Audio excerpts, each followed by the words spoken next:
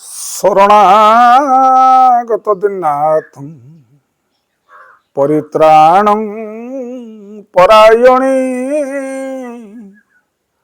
ସର୍ବସାତେ ଘରେ ଦେବୀ ମା ଶାରଦେ ଦେବୀ ନମସ୍ତୁତି। ଜୟ ମା ଶାରଳା। ଆଜିକାର ନୀତିବାଣୀ ଆରମ୍ଭ କରିବା ପୂର୍ବରୁ ମୋର ପରିଚୟ ଉପରେ ଜାଣିଥାନ୍ତୁ। ମୁଁ ହେଉଛି ଜଣେ ସାଧାରଣ ଫିଲୋସୋଫର ପ୍ରବଚକ ସୁରେଶ ମାହାଳି। କେବଳ ସମାଜର ମଙ୍ଗଳ ପାଇଁ ଆମେ ଏ ନୀତିବାଣୀକୁ ସେୟାର କରୁଛୁ। ଯଦି ଆପଣମାନଙ୍କୁ ମୋ ନୀତିବାଣୀ ଭଲ ଲାଗୁଥିବ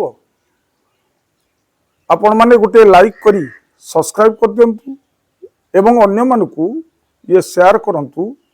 ଏ ସମାଜର ମଙ୍ଗଳ ହେବ। ଆସନ୍ତୁ ନୀତିବାଣୀ ଆରମ୍ଭ କରିବା ପୂର୍ବରୁ ସୁନ୍ଦର କଥାଟିଏ। ଗୋଟିଏ ନଗରୀରେ ଏକ ଯୁବକଟିଏ ରହୁଥାଏ। ଯୁବକଟିର ନାଁ ଥିଲା ରାମଜୀ।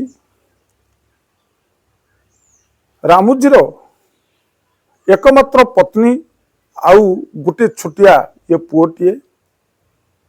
ଏଇ ତିନି ଜଣଙ୍କୁ ନେଇକି ତାର ସଂସାର। କିନ୍ତୁ ରାମଜୀର ସ୍ତ୍ରୀ ଥିଲା ଜଣେ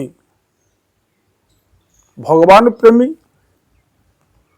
ଧର୍ମପରାୟଣ ନାରୀ ଏବଂ ପତିବ୍ରତା ନାରୀ କହିଲେ ବି ଅଚୁକ୍ତି ହବନି।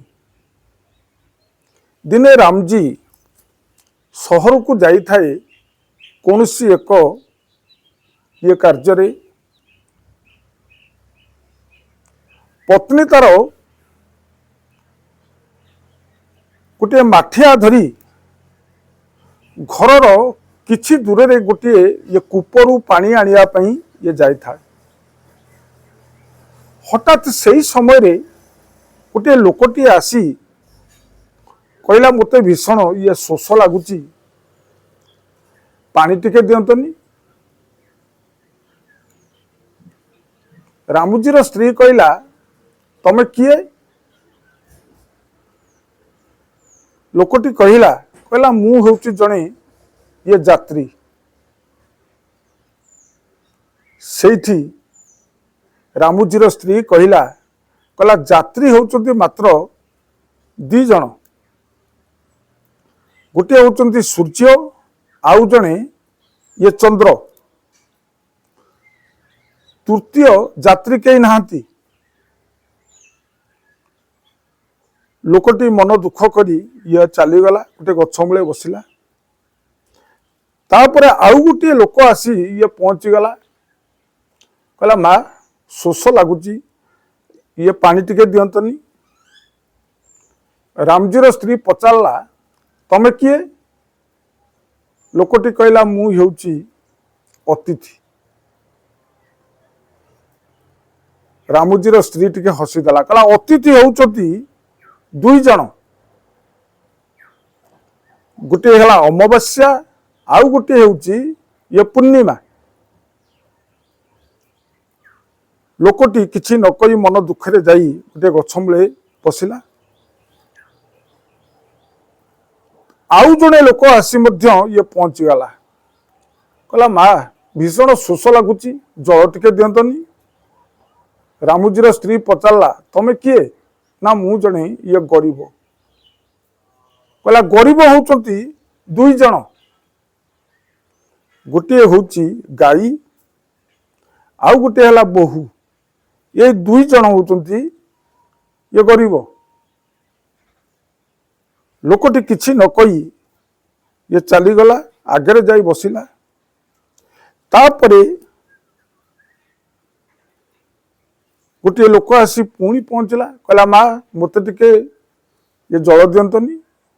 ନା ତମେ କିଏ? ନା ମୁଁ ହେଉଛି ମୂର୍ଖ। ନା ମୂର୍ଖ ଦୁଇ ଜଣ ଅଛନ୍ତି। ମୂର୍ଖ ଦୁଇ ଜଣ, ଗୋଟିଏ ହେଉଛନ୍ତି ରାଜା, ଆଉ ଗୋଟିଏ ହେଉଛନ୍ତି ସ୍ୱାମୀ। ଏ ଦି ଜଣ ହେଉଛନ୍ତି ମୂର୍ଖ। ଲୋକଟି ମଧ୍ୟ ये चलीगला। यही रामुजीर स्त्री ये चिंता कला शोषिला लोक को जदि जल टिके दब याठारु धर्म किछि आउ नाही। कहला ठीक अच्छी तमे आस मोर ए आगे जो घरटी अच्छी से आस। चारि जण गले। रामुजीर स्त्री से कहला कहला देख मो पाखरे सेठी कोनोसी ये पात्रटिए नथिला तुमको जल देबा पई सेति मु तम मानकू जल देई पारलिनी। एथर तुम मन खुशी करिकिना ये जल पान कर। चारि जण जाक जल पान कले। सेई भंगा गृहरु फेरिकी आसुचंदी। गाँव दुई तीन जण ठक लोक देखिले।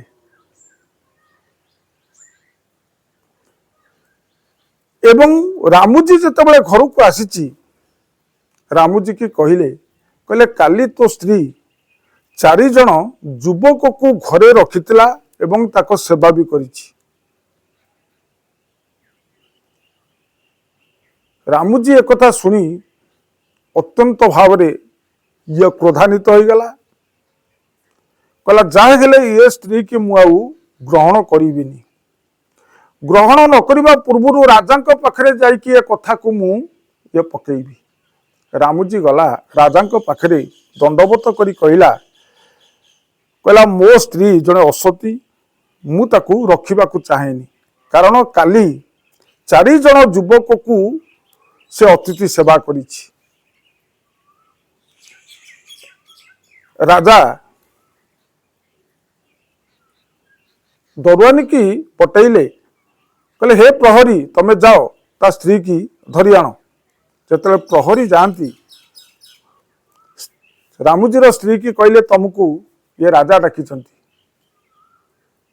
ना कौन दे पठेइचंती ये पालिकी देइचंती तो। प्रहरी कहले ना कहले तुम राजा को कुह गोटे पालिकी देकी पटेले मु जीवी। तापरे राजा गोटे पालिकी पटेले। रामुजीर स्त्री से पालिकी रे बसी आसी ओल्हेई ठिया। सेठी रामुजीर स्त्री कहला कहला हे राजन मु जल आनिया भितर जने लोक आसी पहुंचला कहला जल टिके दियो। मु ताको पचारली तमे किए। से लोकटी कहला मु होची जने यात्री। मु कहली दुई जण मात्र यात्री थांती। राजा कहले से दुई जण किए ना गोटी हेले एक सूर्य दुई रे होतंती ए चंद्र। राजा कहले ठीक उत्तर। कहले द्वितीय जण आसिकिना जल मागिला कहला माँ मत टिके ये जल दियो। मु पचारली तमे किए ना मु होची अतिथि। लोकटी कहला मु होची अतिथि। मु सेठी कहली अतिथि दुई जण अछंती। राजा कहले से दुई जण किए ना गोटे होची अमावास्या गोटे हला ये पूर्णिमा एमाने यही तिथि रे आसंती। राजा कहले ठीक। कहले हे राजन तापरे तृतीय व्यक्ति जने आसी पहुंची कहला मत टिके ये जल दियो। मु पचारिली तमे किए। से लोकटी कहला से लोकटी मते कहला मु हेउची मूर्ख जने। तापरे मु ताकू कहली मु कहली मूर्ख होउचंती दुई जण। राजा पचारे से दुई जण मूर्ख किए ना एक रे होउचंती राजा दुई रे हेले मो स्वामी।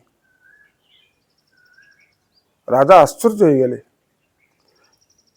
कहले या कौन ठीक उत्तर ना हाँ मो स्वामी जदि मूर्ख न होता से आपण पाखक कि भाव आसी था मो ना आलिकेसन दबाकू आउ आपण मूर्ख न होते आपण किभली भाव मत आज ये डकई था।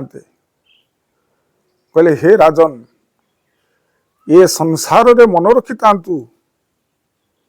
ଭୋକିଲା ଲୋକକୁ ମୁଠେ ଖାଇବାକୁ ଦିଅନ୍ତୁ।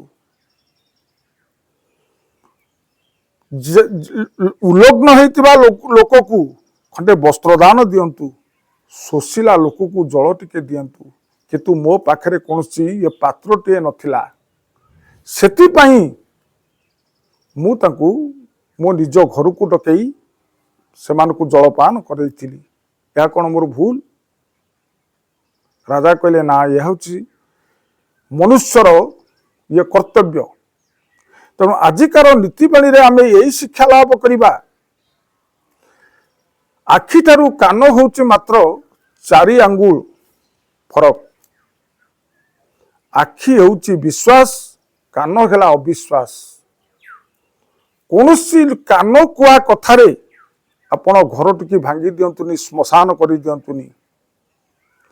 କୌଣସି ଜିନିଷ ଯେତେବେଳେ ଏଇ ଚକ୍ଷୁରେ ଦେଖିବେ ତାହା ଜାଣିବେ ଏଟା ସତ୍ୟ।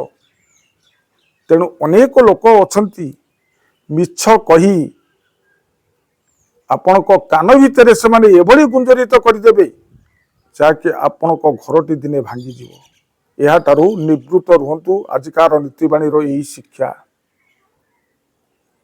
ଆଜିକାର ଅନୁଚିନ୍ତା। ସକାଳୁ ଉଠି ଦର୍ପଣରେ କେତେବେଳେ ମୁଖ ଦର୍ଶନ କରିବେନି, ଏହା ଅଶୁଭଦାୟକ ହୁଏ। ସକାଳୁ ଶଯ୍ୟା ତ୍ୟାଗ ପୂର୍ବରୁ କେତେବେଳେ ଆରିସରେ ମୁଖ ଦର୍ଶନ କରିବେନି। କୌଣସି ଦେବାଦେବୀଙ୍କୁ ଯଦି ଦର୍ଶନ କରିବେ ଶୁଭଦାୟକ। ଏତିକି କହି ମୋର ନୀତିବାଣୀ ଅନୁଚିନ୍ତାକୁ ପରିସମାପ୍ତ କରୁଛି। ପ୍ରଣାମ। ଜୟ ଜଗନ୍ନାଥ।